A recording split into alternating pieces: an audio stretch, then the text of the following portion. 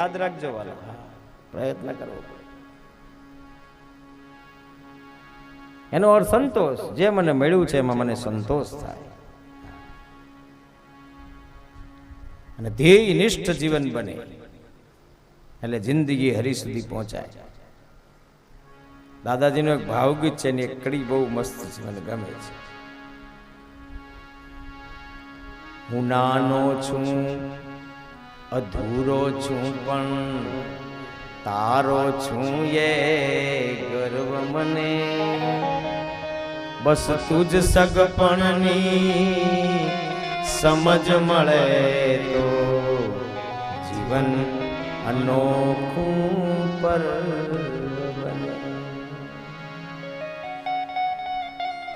જીવનના તડકા છાયામાં જીવું છું તારી માયામાં. તું અદ્રશ્ય થઈ વિહરે છે, ચેતન થઈ મુજ કાયામાં.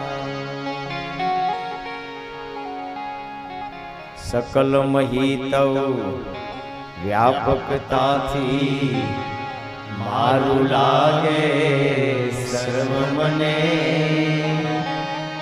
તુજ સગપણની સમજ મળે તો જીવન અનોખું પર્વ બને. કાયા મુજ મંદિર હો તારું, ના રહે અંતરે અંધારું. કૃતિ ભક્તિ કેરી આરત થઈ, જળહળી ઉઠે જીવનમાં. જીવી જાઉં જીવતર તારા, સ્નેહ તણો સંદર્ભ બને. જીવી જાઉં જીવતર તારા, સ્નેહ તણો સંદર્ભ બને. બસ તુજ સગપણની સમજ મળે તો જીવન અનોખું પર્વ બને. ધ્યેય જીવનમાં એક જ છે, તુજને જાણું તુજને માણું. ગાઉં છે સારા વિશ્વમય, તવ પ્રેમ સ્પર્શ કે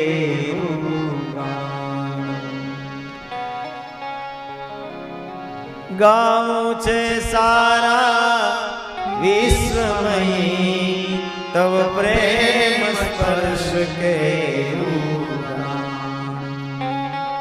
નાનકડા મુજે હૈયામાં તું બેઠો છે એ ગર્વ મને.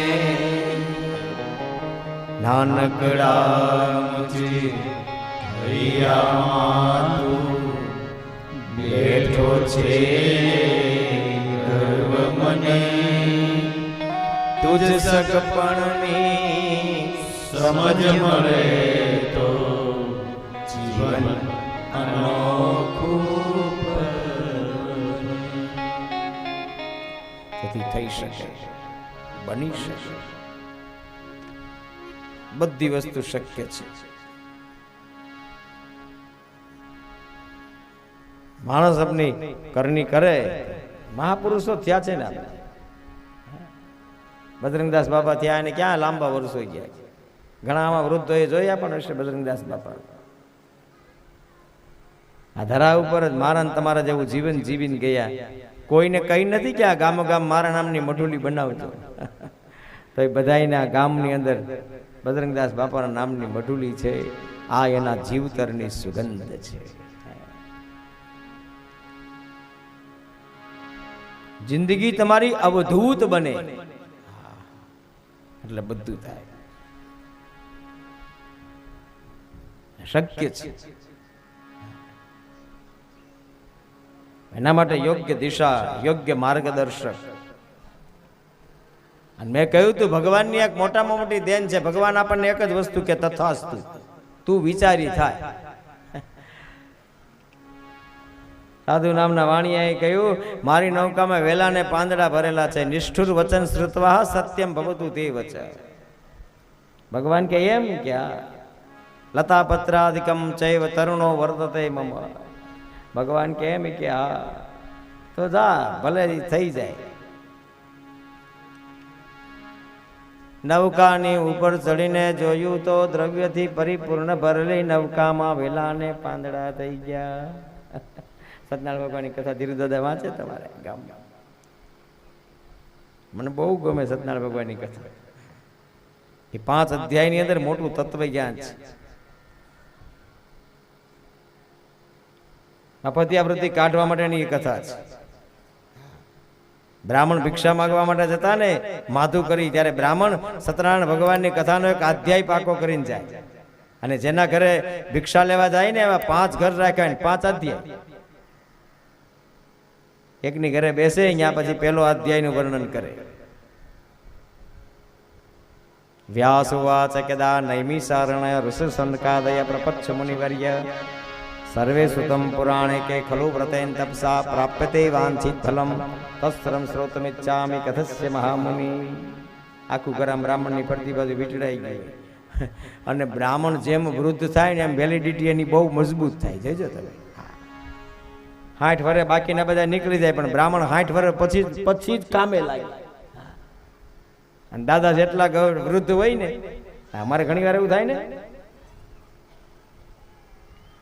શરૂઆતમાં હું કથા કરતો એટલે એમ કે ભાઈ નાના એવા મહારાજ છે, એટલે કે બહુ નો જામે. એટલે મેં બધું વાળ બાળ કાઢી નાખે, પછી મોટા થઈ જવા મજા જ કીધી. અને પછી એ 5 આમ બધાને બેસાડે ને વાત કરે. એક વાર્તા અહીંયા કરે, વાર્તા કરી એટલે એના બદલામાં કાંઈક દેવું જોઈએ, એટલે એના બદલામાં એને માધું કરી આપે. એટલે આપવા વાળાએ મફતમાં એની આગળથી કાંઈ લીધું નહીં, અને દેવા વાળાએ પણ મફતમાં કાંઈ દીધું નહીં. બ્રાહ્મણે એને વાર્તા સંભળાવી, એટલે વાર્તા સંભળાવવાનો પરિશ્રમ, અને ઓલાએ સાંભળી એ સાંભળવાના પરિશ્રમના બદલામાં એને કંઈક આપવું પડે, એટલે મફતિયા વૃત્તિ નીકળી જાય.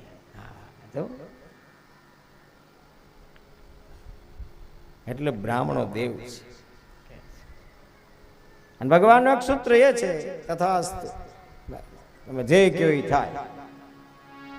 એટલે તેનો 4થો અધ્યાય છે સત્યનારાયણ ભગવાનની કથા.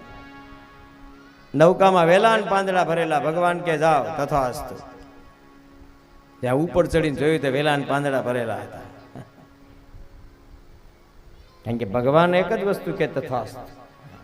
અંદર બેઠો બેઠો તથાસ્તુ તથાસ્તુ તથાસ્તુ તથાસ્તુ તથાસ્તુ. આપણે જેવો વિચાર કરીએ એવું ભગવાન કે તથાસ્તુ. મરી ગયા પાણી વગરના, ભગવાન કે તથાસ્તુ. ગરમીમાં મરી ગયા, ભગવાન કે તથાસ્તુ. એટલે મરો નહીં વાલા જીવો. मरना मरना सब कहे मरी न जाने कोई, एक बार ऐसा मरो दूजो जन्म ना हो.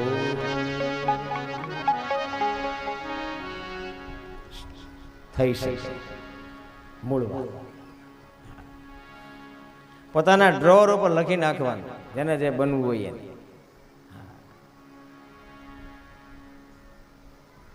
સારું બનવાનો પ્રયત્ન કરીએ, સારા થઈએ.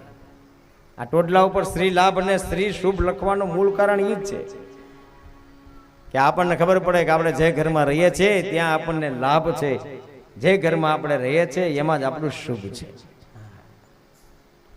એટલે ટોડલા ઉપર રોજ આમાં જાય તે પ્રવેશ શ્રી લાભ શ્રી શુભ દેખાય. આપણે આ વિદુરજીની અને મૈત્રી મુનિની ચર્ચા થાય છે. સુખ કોઈ વસ્તુથી ક્યારેય મળતું નથી, સંતોષથી પ્રાપ્ત થાય છે.